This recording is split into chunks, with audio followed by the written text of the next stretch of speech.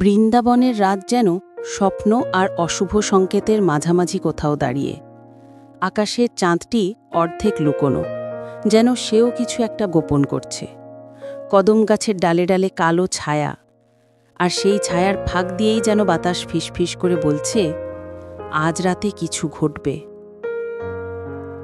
রাধা সেদিন খুব তাড়াতাড়ি কাজ শেষ করেছিল, কিন্তু মন তার শান্ত হয়নি, কারণ দুপুরে যমুনার ঘাটে কৃষ্ণের সেই ছদ্মবেশী সাক্ষাৎ তাকে আরও দুর্বল, আরও উদ্বিগ্ন করে তুলেছিল। তার মনে একটি কথাই ঘুরছিল, কৃষ্ণ বলেছেন আজ আরও বিপদ আসবে। অন্যদিকে বৃন্দাবনের গোপগ্রামে অস্থিরতা অন্যরকম। জটিলা রাধাকে নিয়ে ক্রমেই সন্দিহান। আজ কুটিলা ছুটে এসে বলল, মা, আমি নিশ্চিত সেই বৃদ্ধ সাধু কৃষ্ণ ছাড়া আর কেউ ছিল না।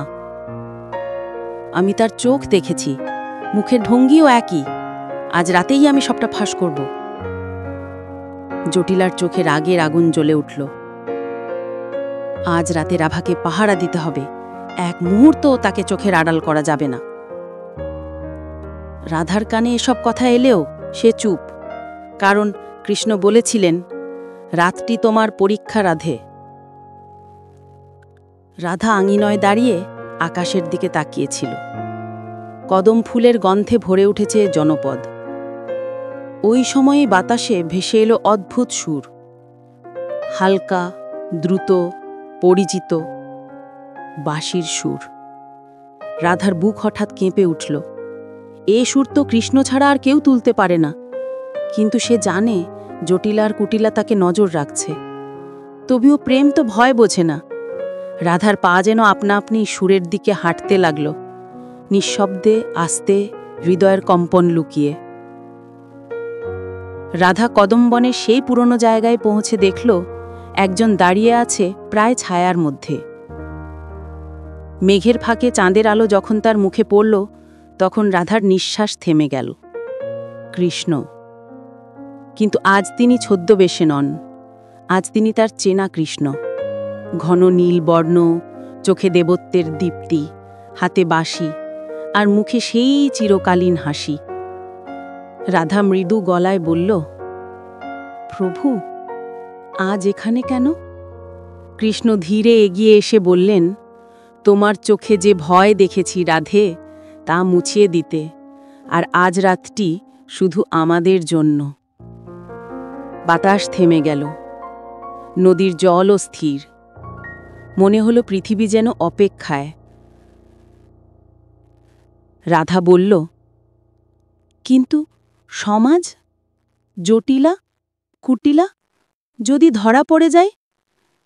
কৃষ্ণ কাছে এসে বললেন, আজ প্রেম আর ভয় দুটোই তোমাকে ডাকে, কিন্তু তুমি কোন ডাক শোনো সেটাই ঠিক করবে তোমার ভাগ্য।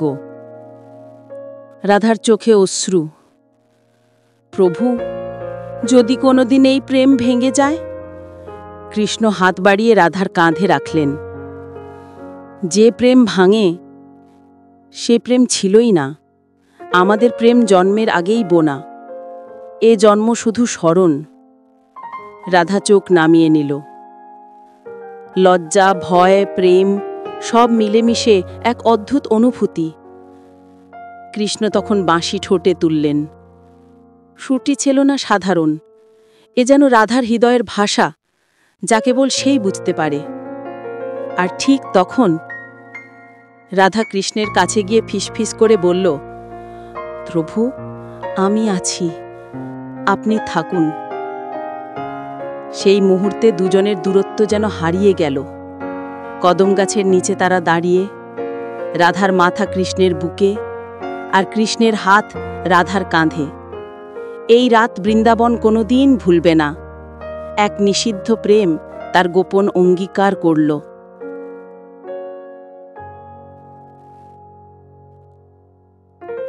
কিন্তু সুখের রাত বেশি সময় স্থায়ী হয় না। দূরে গাছের আড়ালে কুটিলা সব দেখে ফেলেছে।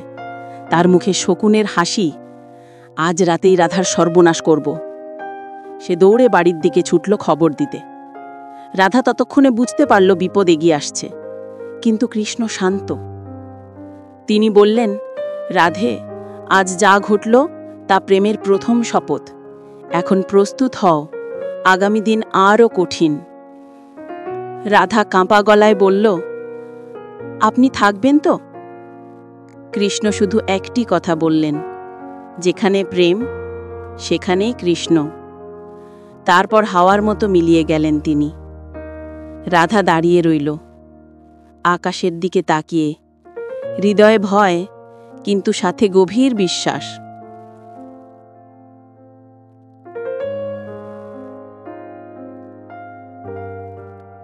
কুটিলা দৌড়ে যাচ্ছে বাড়ির দিকে, জটিলা অপেক্ষায়। রাধার জন্য এক ভয়ঙ্কর ঝড় আসছে, আর কৃষ্ণ নতুন একটা পরিকল্পনা করতে শুরু করেছেন, যা বৃন্দাবনে এক অভূতপূর্ব ঘটনা ঘটাবে। পরের পর্বে যা পাবেন।